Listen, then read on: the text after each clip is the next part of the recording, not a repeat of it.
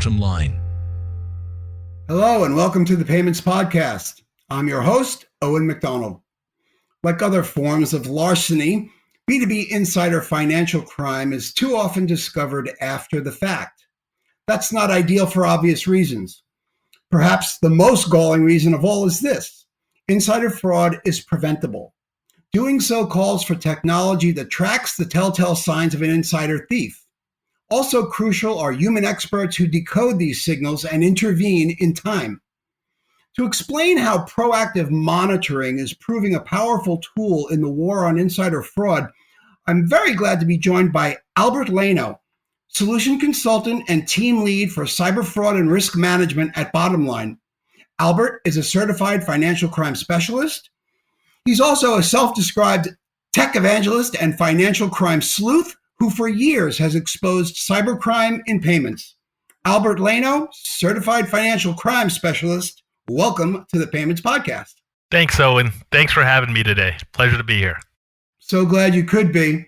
Let's get into it, Albert. Let me ask you to summarize the state of insider financial fraud as 2025 swings into view. We've got entities including the National Insider Threat Special Interest Group, among others, saying insider fraud is still rising despite all the cybersecurity investments made since 2020. Do you concur that it's rising? Where are the insider threat detection gaps today? Wow, so we're going to go right deep into it from the get-go, Owen. I like your style. So, two-part question, but I'll take that first part around if we are concurring that it's rising. And unfortunately, I would say that it is rising, right? One of the greatest changes in the last half decade or so is probably the current working model that we have today. Hybrid and remote working arrangements are a product of the pandemic, and it looks like they are here to stay. They have proven that they can be as productive, if not exceed the productivity rates that were outputting prior to the pandemic, right? And if you kind of think about it, my analytical mind always looks at the trend from the mathematical equation perspective per se, right? So if you kind of think there are more inputs, aka hybrid and remote workers, than ever before. And what that does is lead to more opportunities for bad actors to pop up, even if the rate of actual attack stays flat, right? So if you kind of think about it, even if we stay at that 1%, just kind of the fact that there's more people in that pool means the volume of those types of schemes will go up. Now, with that new landscape, the opportunities are obviously widening for the risk exposure when it comes to focusing in on those insider threat gaps, right? Internal threat risks are difficult to monitor because the risk exposure is never static. For example, if you look at it in terms of there's schemes around what we call policy or procedural type of violations, and these present chances for harm. So if you think about it in terms of the different roles within an organization, right? You can be a full-time employee, you could be a third-party contractor. All of these factors can significantly change your IT risk exposure and thus make it a very time-sensitive type of problem to keep on top of. Now, as part of any insider threat solution, you need to have a program that can really segment out the appropriate risk groups. And I'd say there's even more bonus points that I'd give you if you can put a little bit of logic around it, right? To segment the different flow in regards to how different people are going in and out of these groups. Another kind of challenge that I would also say is out there is this concept of reactive versus proactive monitoring, which I know we want to get into today. Actually, let me ask you about that, Albert. What should listeners know about this form of fraud detection? Yeah, absolutely. So just to kind of level set around this debate, right? Historically, reactive monitoring or whistleblowing has been the general approach of organizations when it comes to the insider threat program.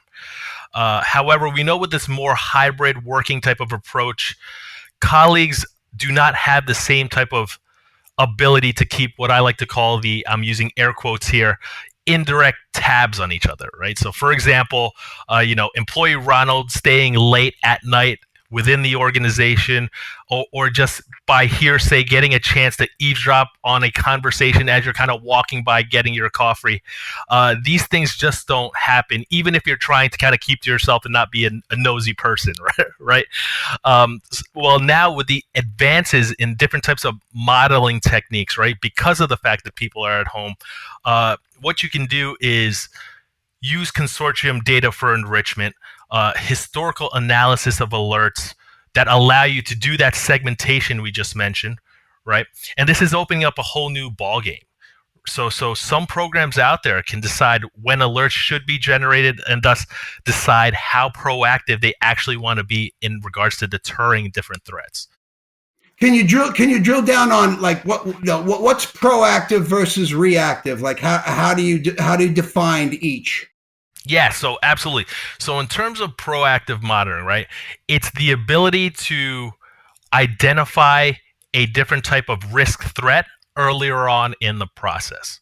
So typically what has happened is that until the predicate offense has occurred, you are not necessarily getting the alert generated, and you're not having an investigator taking a look at what that threat has been, right? And that has been a constraint of technology and a lot of different other factors that we'll get into. Now, with proactive monitoring, the fact that technology has evolved and there's been a different confluence of technological advancements out there, it's given us the ability to bubble up these different risks earlier on in the process.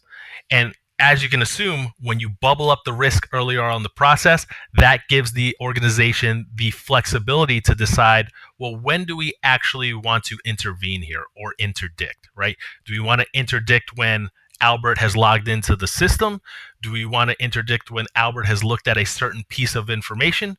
Or do we want to take the historical approach of until some predicate offense or money movement has happened, we want to interdict at that point in the chain, right? So it's all kind of dependent now on, what information you have access to and how fast you can synthesize the information that you are actually bringing together.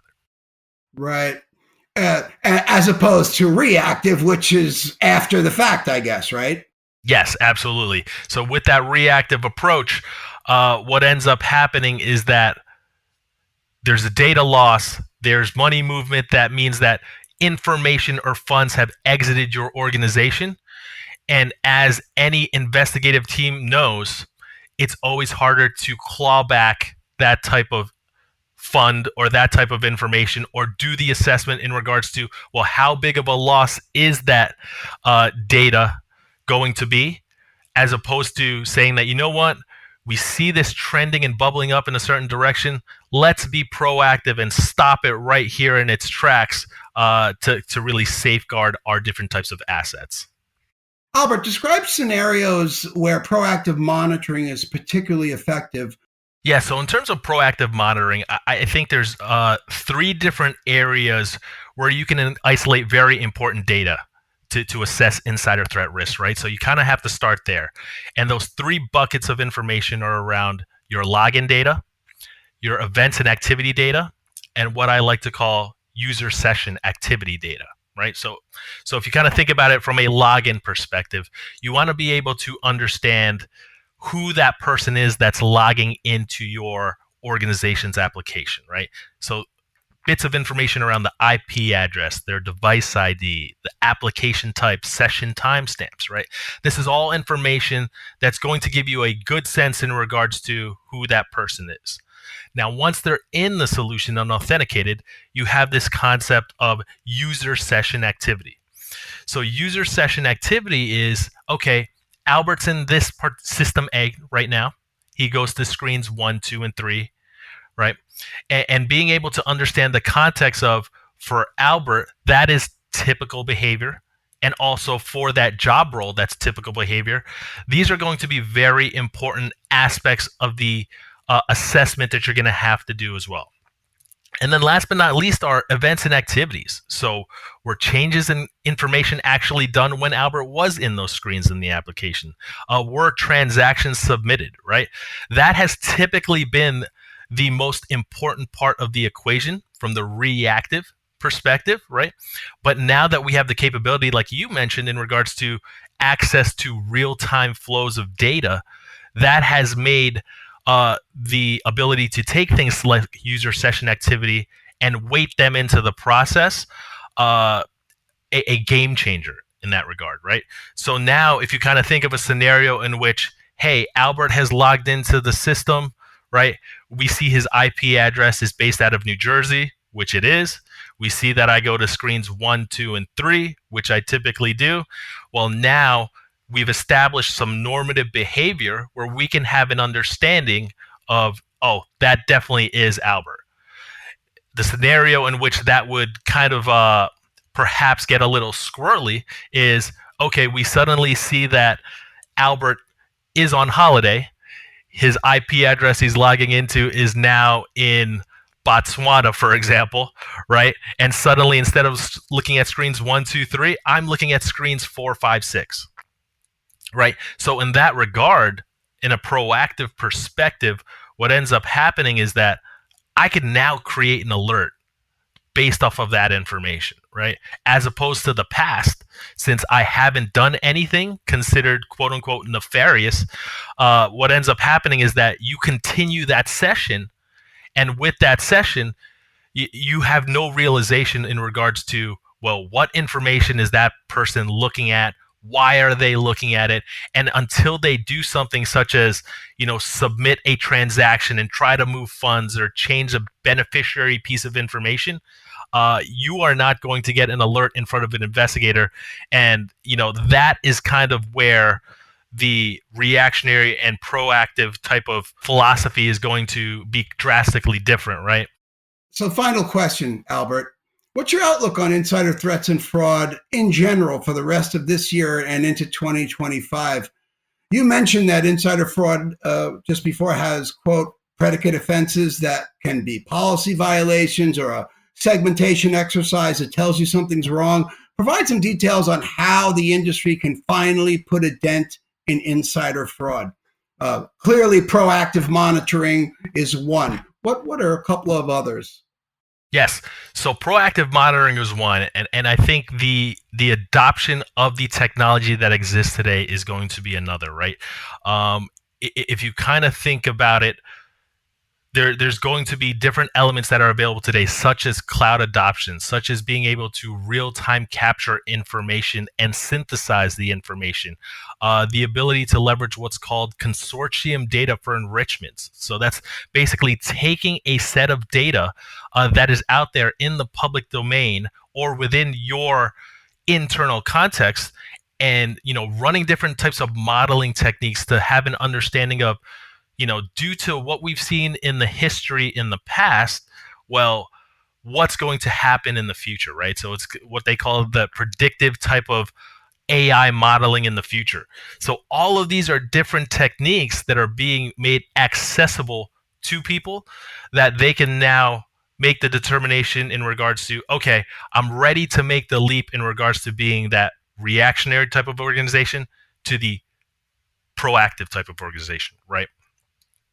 And in terms of the outlook, so unfortunately, I think that the fraud space is just going to continue to grow, right? I've seen some outrageous numbers out there where they're expecting double-digit year-over-year fraud risk losses, right, within organizations, and a lot of places are, beefing up their parts of the program, to anticipate this, right? So it's almost like, the whole theme has been ad nauseum, proactive versus reactive. Same thing with the, batten down the hatches. Everyone's trying to be proactive and invest and really, not be the pioneers in regards to the new schemes that are out there. So if you kind of think about it, insider threat is a very broad term. It has a lot of different subpopulations that we mentioned around third-party contractors, new hires. This leads to those drastic risk profiles that need to be assessed, right? So being able to kind of be dynamic, move at a moment's notice, that's going to be important as well.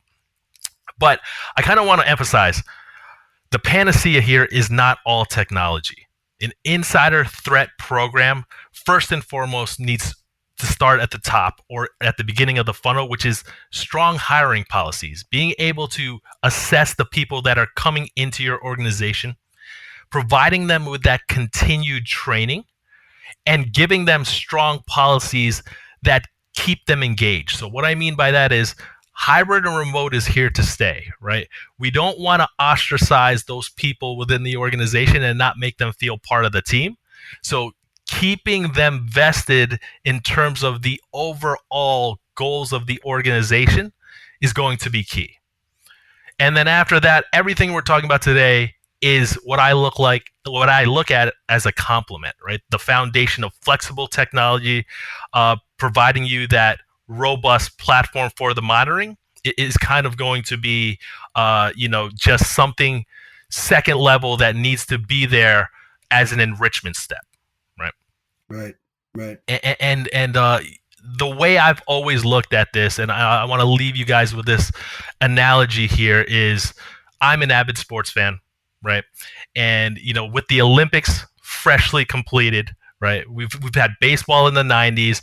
I've suddenly become a more vested mixed martial arts fan, right? All of these different sports, they're regulated by athletic commissions and they do very stringent testing, right? As you may or may not know. The people who work within these testing facilities are some of the tip of the spear minds when it comes to this respected field of performance enhancing substances. And it's interesting that they say they are never going to be ahead, right? Testing is always going to be way behind because newer and more complex schemes are always going to be developed, right? And the reason for that is because they never create the test until they get dinged and someone, does something that they haven't found before, right? So I think that same type of analogy holds true with fraud.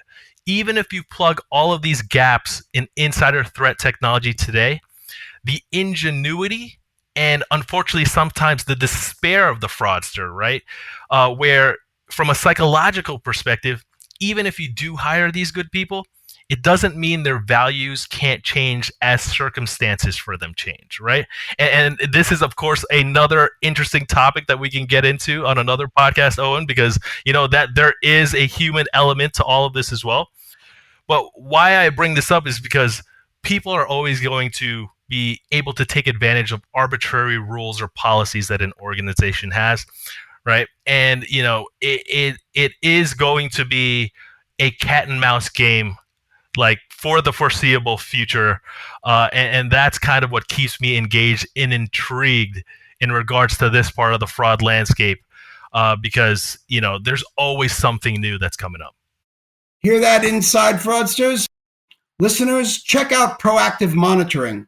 Albert Leno, solution consultant and team lead for cyber fraud and risk management at Bottomline. Thanks so much for sharing your insights today. To our world-class audience, thanks for listening, as always. Catch us again on your favorite podcast platforms, including Apple, SoundCloud, and Spotify. Bye for now.